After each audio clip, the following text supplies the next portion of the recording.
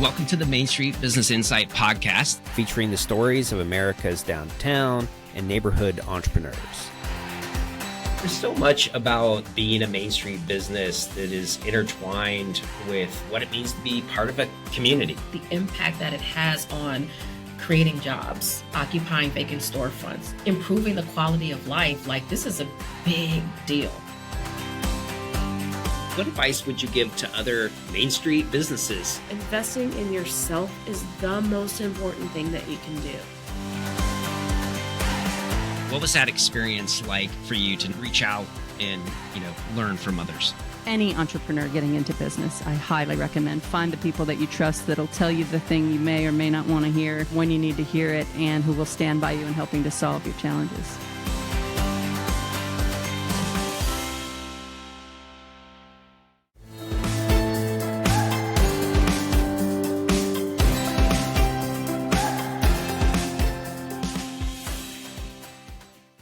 Hey everyone, welcome to another episode of the Main Street Business Inside podcast.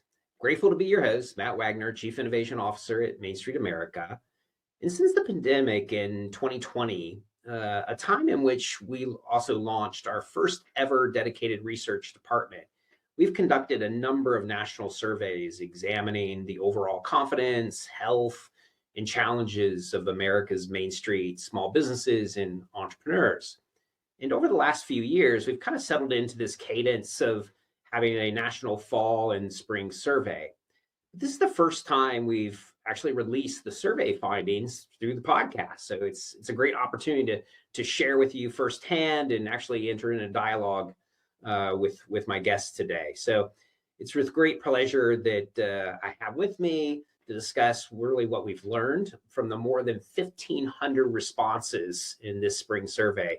I'd like to welcome Dr. Mike Powe, Senior Director of Research. I'm going to call him a hit workout guru and just an all-out amazing member of our team. And so grateful you could join, Mike. Welcome to the show. Well, I'm happy to be here. Thank you, Dr. Wagner. Yes, we'll exchange our doctors. Since we're talking research, right? For the listeners out there, maybe tell us a little bit about yourself and your background. Then we'll start to dive into some of the findings and analysis from the survey. Yeah, sure. So I've been working in the kind of preservation, historic preservation, community development, economic development research world for about 12 years, a little over a dozen years. My background is actually not in preservation. I'm sort of surprised to be in a preservation world. And in Main Street, it's about old buildings, but it's about a lot of other things. My background is in city planning and policy. I did a master's and a doctorate in planning when I was still a younger man, and started working for the trust in 2013, and then jumped over to work with the esteemed host here in 2020, actually a week before the pandemic started. That's right. And the job I think we imagined was very different, is very different than the job that we sort of ended up doing, given the sort of real challenges that COVID presented the week after I started. So we sort of have been doing this small business survey work for basically the whole time I've been on the job. Yeah. I mean, we had to. For the folks out there, if you remember that time, and I'm sure you do, we were working fast and furious because, as you can imagine, a lot of folks were really deeply interested and certainly concerned about what was happening to small businesses along our downtowns and neighborhood commercial districts. And I think that year, Mike, you did like 4 national surveys and even an SMS survey or something like that in 2020. And so, in some respects, I think, one, there's obviously been and continues to be a lot of national dialogue around Main Street businesses just overall. And sometimes it's centered, from a policy perspective or in a Main Street versus Wall Street. And I think what's really interesting about our work is that we have an opportunity, I think, to really properly define what a Main Street business is, as well as I think provide really credible data as to the general health or confidence or obviously challenges that are particular to Main Street businesses overall, and not how we think about small business at the U.S. Chamber level or even the National Federation of Independent Business level. And Mike, I wonder if you could provide a little bit of context about, who is that? Who is the Main Street business? How do we define that based on who's responding to our surveys? Yeah, sure. Yeah, I agree. There's a lot of talk about small businesses and Main Street businesses. I think we have sort of maybe the best read on the situation, kind of the best network, obviously, of folks across the country and communities. So, over the years since 2020, I think we've probably heard from 15,000 small business owners. A bunch of those hopefully are multiple survey takers. But yeah, this most recent one heard from 1,500 plus, closer to 1,600 respondents in 47 states, plus the District of Columbia. I think it was more than 500 communities. So we're really getting a widespread reach into small towns and big cities alike. When we think about Main Street businesses, the really big thing that sets us apart, kind of sets Main Street businesses apart, is that they're very small. So more than half of respondents to this survey had just one or two full-time staff, including the owner. So mom and pop, truly. Pretty fair. It's the definition for sure. Exactly. 93% had fewer than 20 total staff, including part-time and seasonal or temporary employees. We asked for the first time in this survey whether folks lean on family or friends for unpaid labor, and more than half said they do on a frequent or occasional basis. Kind of gets you to think about whether is that unpaid labor sustainable? Sort of like the practices, sometimes like the bubble gum and duct tape that holds things together when things are tough. Yeah. And then the revenue. So 36%, I think, in this survey said they had less than $100,000 in gross revenue last year. More than half said they were less than 200,000, and under a quarter said they had more than $500,000. So over $500,000. So yeah, these are truly small businesses. I think it's also important to say that we tend to hear from demographically a certain segment. So I think mostly Gen X, or Gen X was the modal group we heard by age, 45%, close to a quarter are millennials, close to a quarter are boomers. A big thing is the Main Street movement is really a women-led movement.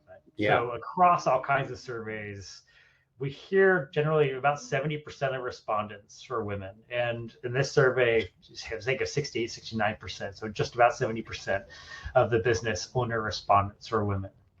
About 2/3 are renters. About a third were started in 2020 or later. So the COVIDpreneur kind of cohort still continues. I think if you add in the last 10 years, I think it's something like closer to 60%. So, pretty new businesses, women-led businesses, tend to be renters, tend to be very, very small.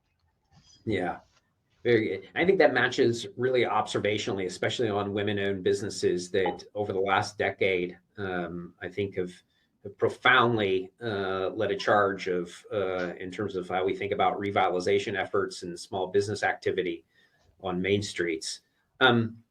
Given their importance to our communities and frankly, the nation's economy, I think the statistic I saw at the U.S. Small Business Administration is like, if you think about this cohort, less than 20 employees, it's like close to 90% of all U.S. businesses, including those that are self-employed, fall into this. So it's a big part of the economy overall.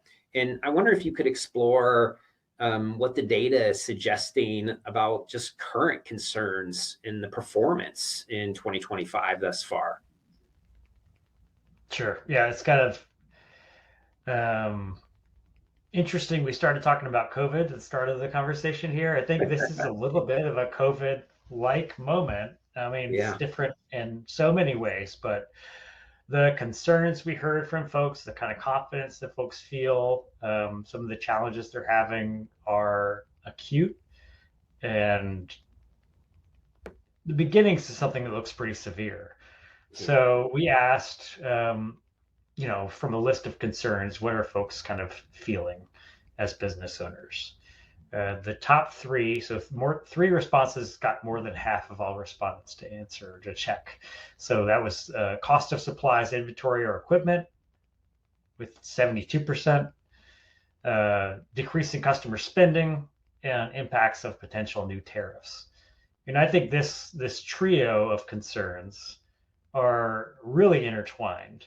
I think you probably understand this better than me, Matt, but obviously potential tariffs or current tariffs are going to shake the supply chain. They're going to slow things down. It's going to lead to higher costs.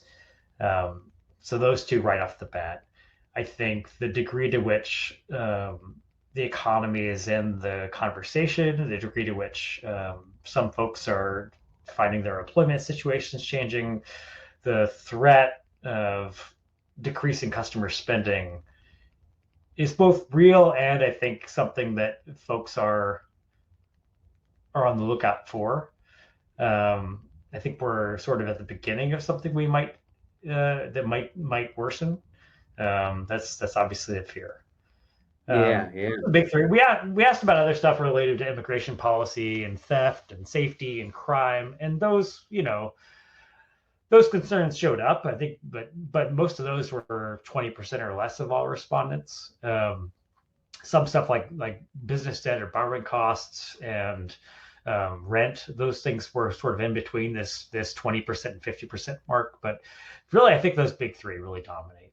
Yeah. And just to continue a little bit, so where we start to see actual sort of not just concerns, but how folks are kind of faring. We asked how business finances have changed over the last 3 months, both in terms of revenue and in terms of net profit. And 48% of respondents said their net profit had decreased over the last 3 months. Wow. Close to 40%, 39% said revenues were down. Just for comparison, in 2023, a couple of springs ago, we asked a similar kind of question. We asked how revenue changed from 2021 to 2022, so year over year. And then only 21% reported declining revenue. And again, in this survey, that was 39%. So Wow, not quite big double. difference. But Yeah. So it really seems like the sort of receipts are reflecting this anxiety. And then just one more kind of point on this. Close to 2/3 or more than 2/3 of businesses said they've either already raised their prices or are planning to. And so in the midst of, kind of concerns about consumer appetite, consumer spending, the prospect of also needing to raise your prices, it's sort of it's a tenuous moment. I think the data is Exactly. really clear on that. Yeah, there's only so much sort of pricing elasticity that a business can migrate to when consumer spending is also sort of crunched. So pricing sensitivity working in there. It's you mentioned again sort of the pandemic and some of the likeness. I think one of the more kind of interesting parts is that during the pandemic, the pace of change was so quick. And things were always, I remember comments from small business owners of I don't know what's going to happen tomorrow. And I think both in terms of maybe some policy and sort of the uncertainty, that's fairly consistent. But I think I also pick up on something somewhat unique, at least in conversations that revolve around, I'm feeling sort of stuck or frozen, especially in terms of just making orders or something like that, because I'm unsure about what that price is going to look like when I take delivery or what have you, or am I going to get a price increase later on down the road? And I wonder on the qualitative side of our work, in particular to this survey, kind of what you picked up on, anything that you can share in terms of comments from some of the business owners. Yeah. Yeah, I think just you're saying, I think what kind of what you might expect or fear is what folks are expressing. So, for instance, almost exactly to what you said, there was a quote from a business owner in Indiana that said, "I've received emails now from most all of my wholesale suppliers, and nearly all are imposing price increases or surcharges due to the tariff situation." Um, we had we sent off the data to some kind of advisors for kind of comment and quote and reaction. And I know Mindy Bergstrom, I think, is a former podcast guest Yeah, Mindy's from been on the Cook's show. Emporium in Ames, Iowa, said the results reflect exactly how I'm feeling, uneasy. It seems like every week brings a new wave of emails about price increases or shipping delays or even freight increases. It's hard to predict what the next few months will hold for products and supply chain. So, exactly like you say, there's sort of a moment of kind of so much unpredictability that it can lend to inertia. It can lend to sort of just being kind of frozen, like not Yeah. really sure. There are other ways that the concerns kind of show up in the qualitative remarks, and I should say I'm really grateful that we had so many business owners respond, of course, but kind of lean in and tell us a little bit more about what's going on with them. This is the first time we've sort of leaned on the quality of data to this extent, and I hope folks read through the results and really kind of feel things a little bit more than just the data numbers might show or the charts might show. So a couple other quick ones. We heard from a business owner in Maine that they're located on a border town with Canada, and they've already seen a remarkable decrease in customer base because of Canadians who don't want to come shop in the U.S. We heard specifically from a business owner in North Carolina who was affected by Hurricane Helene that their cost and availability of equipment and products has gone up. Debt is a real challenge. Okay. And then just hiring staff. There's housing crisis is making it difficult to get potential employees to find housing. Other folks just saying their ingredient costs are up. A lot of folks saying that they're concerned about shutting down, whether, I think an Illinois business said the next 6 months. The Michigan business said they can't survive another year, but they've been at this for 8 years, including the pandemic. So yeah, it feels really, unfortunately, like akin to the pandemic in a lot of ways. Yeah. The we've been running this survey, as a series for, since, as we mentioned, May of 2020. And I think over the last 3 years in particular, in our typical, spring and fall cycle, one of the things that we've tried to get at a little bit more is some more longitudinal. How can we see and forecast trends over time, or see trend lines over time? And one in particular we've asked is along confidence. So there is I think it's the University of Michigan, although I hate to say the Michigan, people know I went to Ohio State, consumer confidence survey that they're known for. And I feel like we're developing our own here in the Main Street business confidence rating. I wonder if you could talk a little bit about this data point in particular, what you're seeing in this year's or this, spring's data, but also how does that compare and relate to what we've seen in the past? Yeah, sure. So this is the one question that we've sort of like not touched since we started asking in 2022. And sometimes we feel like we could have made this question a little bit better, but so we ask, as you think about the next 3 months, how confident are you that your business will perform successfully? And between fall 2022, spring 2023, fall 2023, pretty consistent, pretty high. So we asked on this 10-point scale, numbers to averages were 7.6, 7.7, 7.7 again.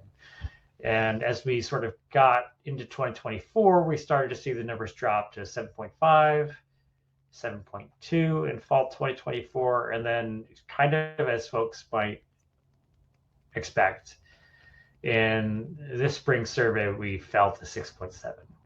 So from 7.2 to 6.7, a half point drop. That's the biggest change in the record. You know, as far as the 6 surveys we've asked this question, the biggest kind of survey to survey delta, and obviously it's the lowest number we've kind of heard. We did look at the crosstabs a little bit with this one and looked at businesses that launched in the last 5 years. Those folks tended to be a little less confident. That's a 6.6 average. Businesses with only 1 or 2 employees, the mom and pops, which, you know, so many of them are, is 6.5 average.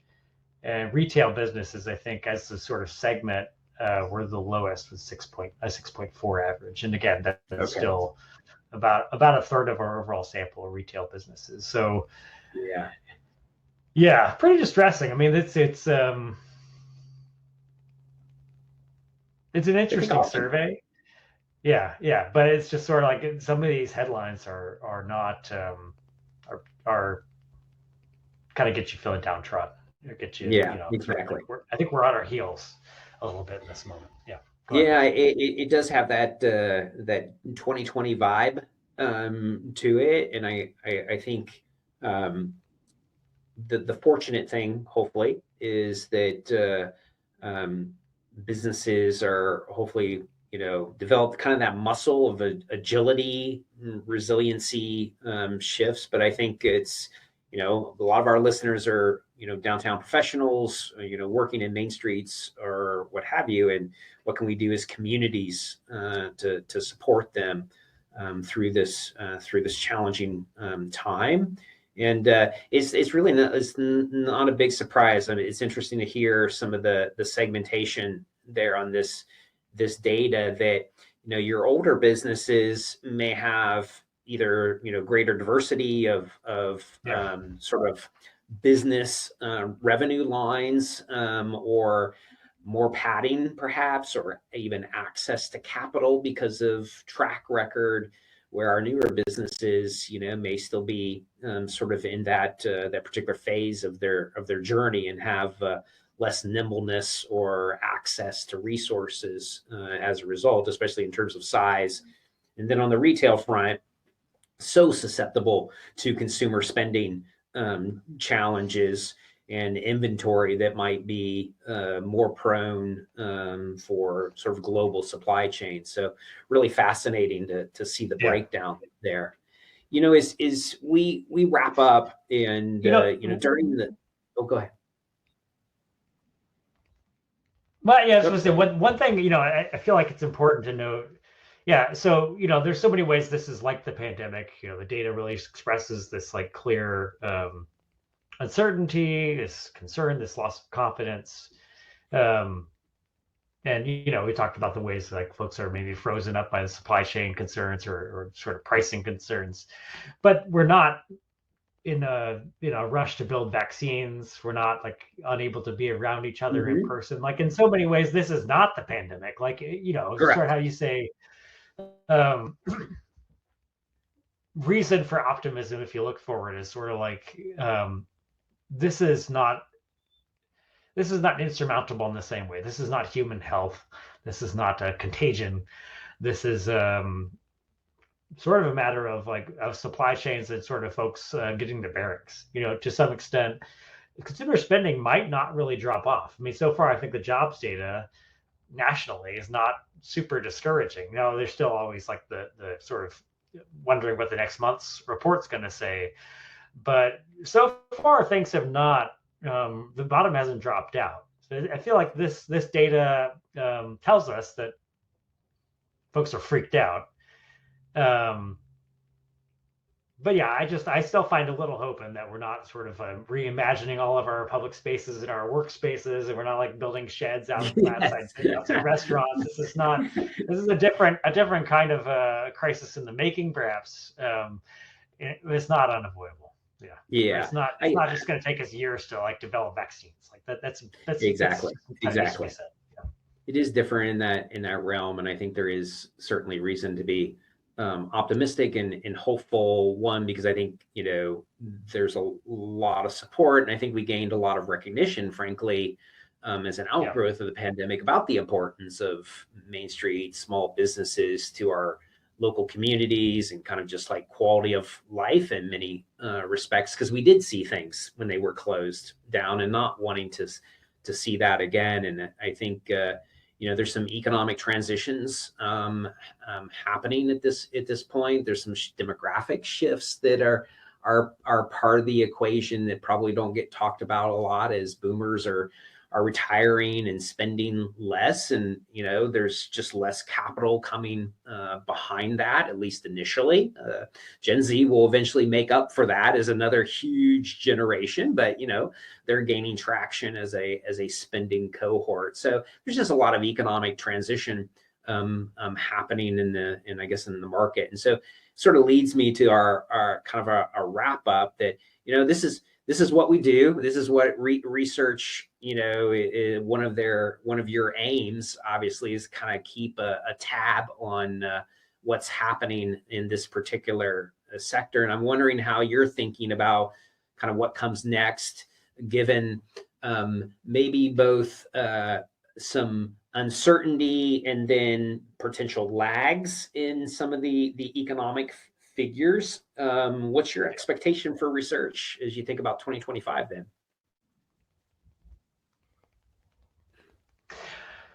I think it's an unpredictable moment, like it's just like I think for a small business owner, you might not know what tomorrow is going to bring. I sort of feel like as a person, I feel like I don't know what tomorrow's going to bring, and not just because my kids are 5 and 8. For research, I think it's fair to say we'll follow up likely multiple times with business owners. I want to make sure we're not wearing out our welcome.